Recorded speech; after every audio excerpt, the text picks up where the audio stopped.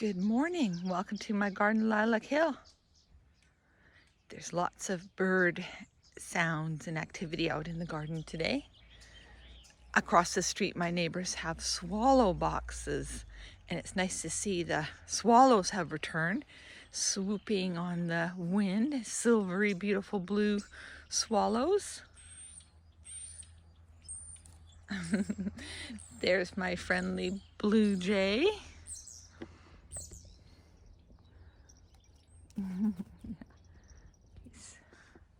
He's stalking. Oh, and here comes the neighbor's cat.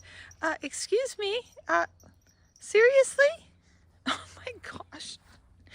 You have no idea how much I squirt you with water and I growl at you and I pretend I'm a bear and you still come and be friendly. Okay, come here. Get some lovin's. Oh my God. How can you not love that little cat? But she's a monster and she kills birds. Yes, she does. Okay, you know what? I'm making a video. I don't have time to play kitty cat. Play with the kitty cat. Oh my gosh, cats drive me crazy. They poo everywhere and they kill the birds, and yet they're so lovable and soft. Oh, I just want to pet you all day. Come up on the tree. Come on. Oh gosh, listen to me. I'm encouraging it. All right, focus. This old apple tree is just coming into its blossom. I can't believe that cat is not afraid of me. I spray it with water, I yell at it, I growl at it, I spook it, and it still comes into the garden and makes a mess.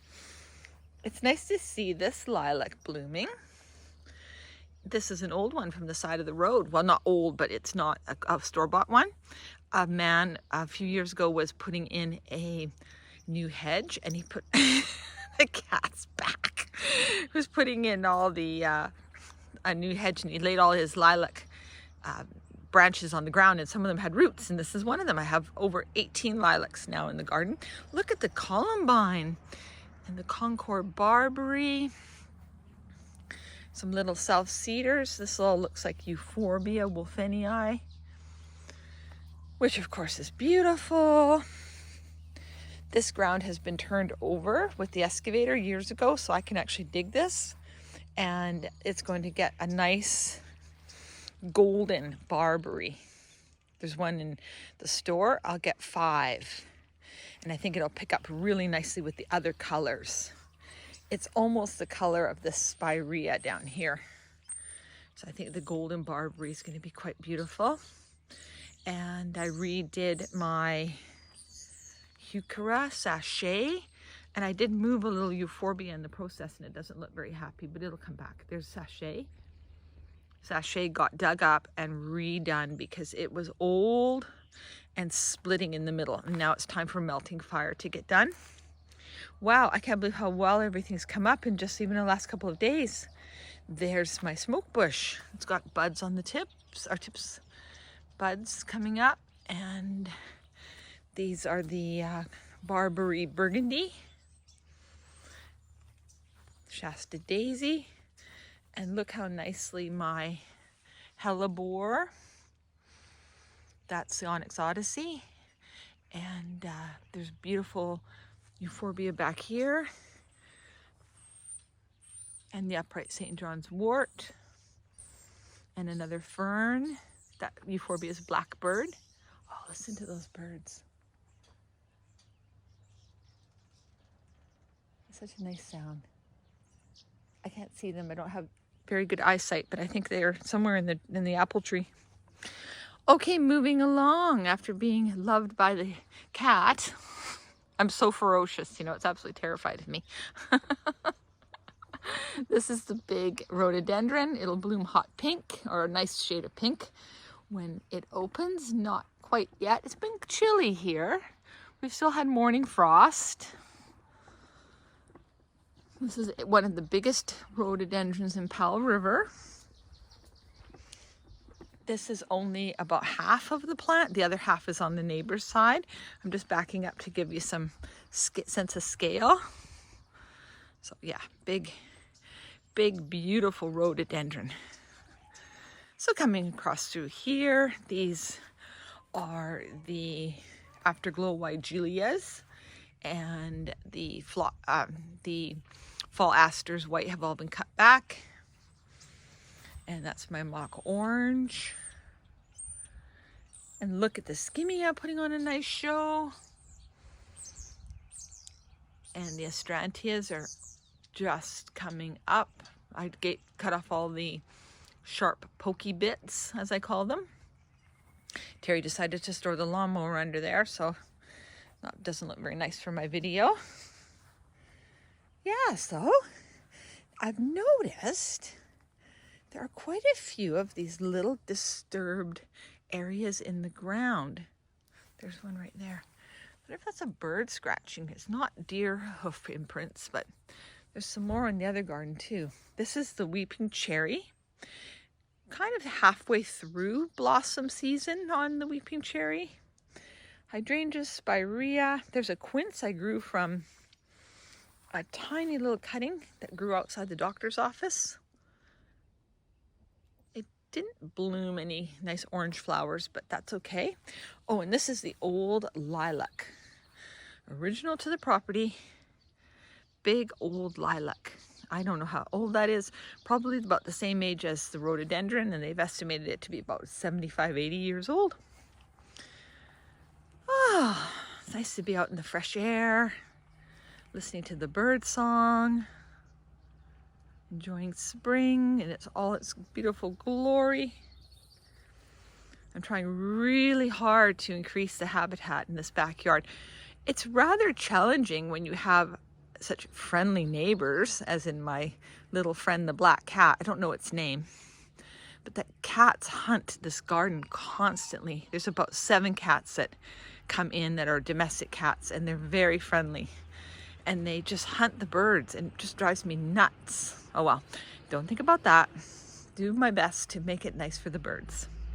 It's a pretty picture straight ahead with the yellow euphorbia, the gate, and the streaking of the sky. This is why I have to come out early, because the traffic down to the lake gets really busy. And I'm surprised that that guy hasn't stopped his grinding and his chainsawing. This is a nice scene in here. I like this hillside garden. Everything in here is fairly small scale. Needs a little cleaning up. I've been tagging my plants mainly just for me to remember what I have. And this is something I moved from the hill. This is a Mellitus, Mellissiophyllum. And apparently it's in the mint family. And it has a strange common name. It's actually called bastard's balm. Yeah, because it's related to lemon balm, but it's not a lemon balm. Anyways, we won't call it that. We'll call it Mellitus. And I think it's really pretty. I love seeing it come back. And it does not spread. That's over 20 years old. I don't know if it has a scent. Yeah, it's a bit pungent, not minty. But again, I'm trying really hard to create habitat. Rocks, crannies, crevices, anything that an animal can get into, a nest, bees, ground burrowing bees, whether they're in here or not. Oh, and I did a little separation up here with my bricks.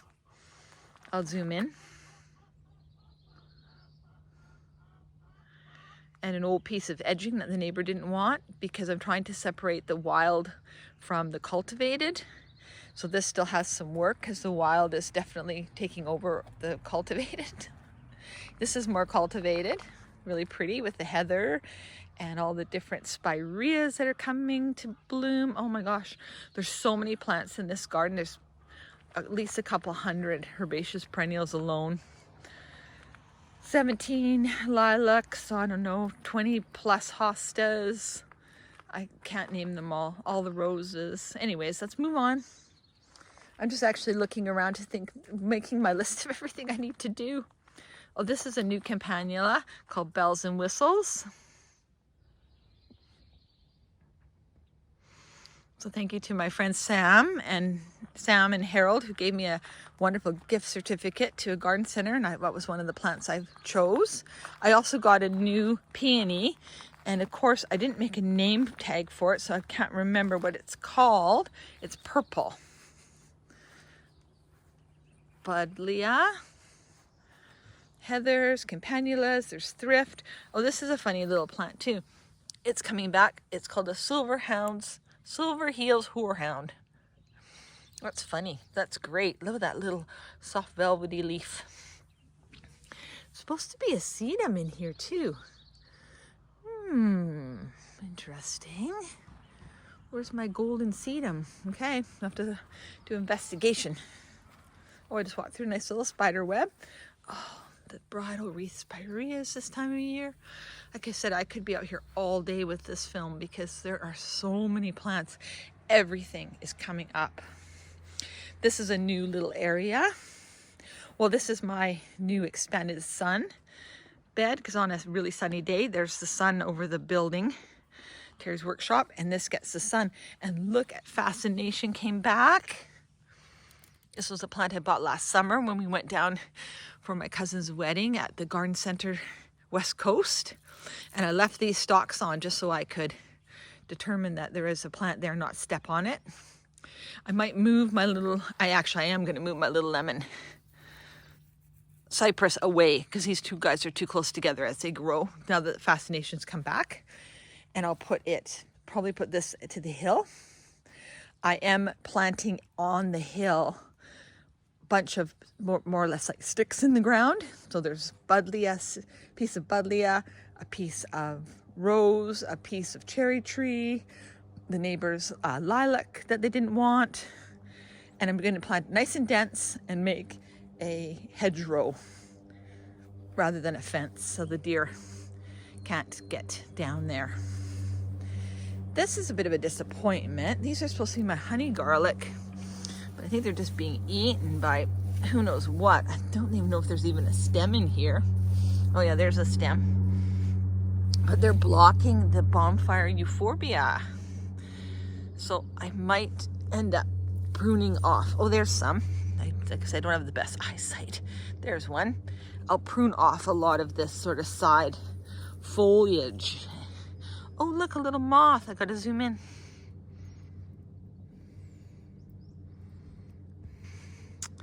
See, one has to be careful about just going and grabbing and pruning, and because there's animals that are living in here now. This is the new peony, and I will put the name on the screen because I'm not going to try to pronounce it. It starts with an SH.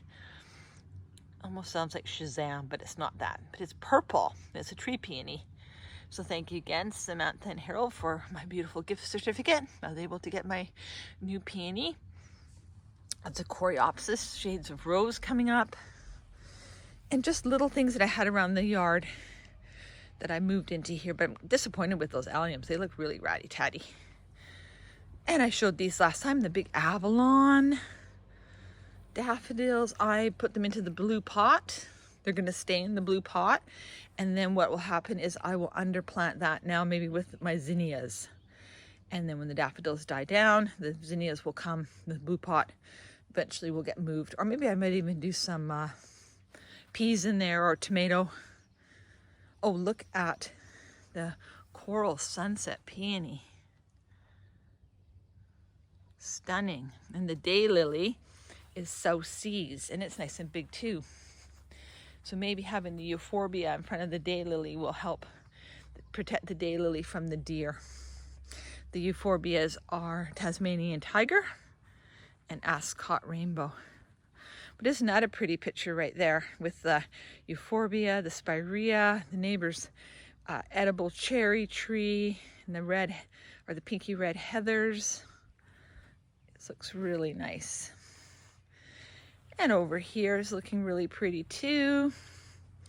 The daffodils are so tall. I'll be doing more of those, that's for sure. Every peony is up. But you can see these little dig holes where the ground's been disturbed. And I wonder if that's not a bird looking for something. It's not deer hoof prints because it's been And it's not cat, because cats make mounds. I put a bunch of stuff down on the ground back there trying to deter the cats. It worked for a few days. Onion peel, orange peel, bananas, eggshells, and they didn't make their mounds back there. But what I'm going to get is some of those little anti-scratch things from the dollar store. They're like little spikes that go under the soil, just so if they start to scratch, they kind of go, ow, this isn't a good place, move on. But they'll just find another spot. It's kind of a losing battle when it comes to cats in the garden. But wow, has everything ever shot up. This is a piece of peony I got from my friend Gina. Looks a little bit spindly. I don't really think that's ever probably going to make any flowers, but who knows, because my peonies look like this. And they get massive. I'll put the names on them when they're further along. Look at this one's already setting bud. And the Daphne did very well. Still has some scent. Blooms for months. I love the color of the upright St. John's wort. Now there's another pretty picture with the upright St. John's wort and my nice potting shed in the background. So the garden is looking very fresh and very new, which makes me very happy. I had some seeds of my friend's marigold. It's a giant marigold. Call it Jody's marigold. And they get to be about 3 feet. And I had some seed. And I thought, what the heck? Try it. And look at, they're coming up. And the best part about this is a removable pot. So that the pot I can just take out when I need to come time to thin the seedlings. Nothing worse than putting seedlings in a ceramic pot and then not being able to get them out, and then having to maybe sometimes damage them. I can't name all the plants that are in here. I counted 75 individual perennials in this bed alone, herbaceous perennials in here alone. I consider this to be a plant collector's garden. I don't really consider it to be it is a bit of a cottage garden, but I like my plants to showcase individually. I don't necessarily want them to get too mixed together, and I need to know exactly what plant is in what place. Everything is documented, because if I don't know what the plant is, I can't care for it. And I know every plant in here, maybe not off by heart, but I have every plant on a spreadsheet. So if I need to know the name of a peony, I just go to the peonies. I need to know my roses, I go to the roses. Oh, speaking of roses, we should go up on the deck and I'll share the roses. Nice to see the Japanese bottle brush plant come back. It's really pretty. Not a lot for the bees right now, which is kind of disappointing. They do like the Oregon grape that's in the back corner, but I want to come back here because I want to share something that is down in that corner. Let's go up here. I'll show the roses. I hope it's not dragging on too long. This is like a little nursery area. My friend gave me some comfrey. It's in this little pot right here. This is comfrey. Where's my finger? There, comfrey. And I'm very excited to have comfrey. I'm going to grow a field of comfrey to use for fertilizer. This is the rose area. The decking needs redone. It's kind of grimy looking, but the staining doesn't come off anymore. Daylilies in pots, again, just protect them from the deer. These ones wintered over and I never pruned them, so I think they probably would have benefited from pruning, but we'll see now how they do. One is Lies in Lipstick and the other one is called Princess Diana. This is Princess Diana and Lies in Lipstick. They were in my potting shed all winter. This is just a mixed bag of anything that sort of self-seeded itself in here. Just see what comes up, edit it as I need, and I put in these sticks indicate 4 sunflowers. So I'm happy about that. My lily is struggling. Maybe the bulb is just getting old. We'll have to just see, but the lily can be replaced. Morden Sunrise. The roses are all in their phase of looking fantastic. In August, they get black spot. Just seems to just be on the wind. Abraham Darby, a cutting from my neighbor who owns the chickens. Gorgeous. And this lovely one is Caribea. Kind of a variegated orangey color. My phlox, luminary ultraviolet. Kind of a purpley blue. And again, that's up here for the deer. Morna centennial, one of the hardy Canadian shrub roses. Strawberry pot, Lambert Close and Explorer Series rose. These are all roses for Canadian climate. And Blanche de Corbert, which doesn't look like much, but it's probably one of the most fragrant roses I have. And of course, not to be outdone, is Blue Girl in all her glory. And this is an old rose from my driveway in Maple Ridge, and I underplanted it with a black night sweet pea. Oh, and all these plants have little volunteers that have just come up on their own. This one's got a geranium, lots of these little blue flowers, more geranium.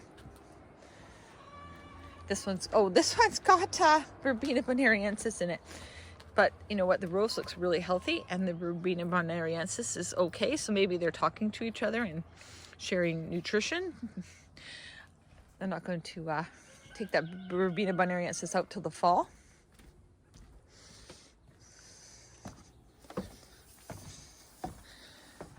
Okay, so this is really nice out. It's a beautiful morning. Sun is just climbing but not quite broken through the clouds. I have one candy tuft. I haven't seen a candy tuft in this garden for 2 years, and all of a sudden I have a candy tuft.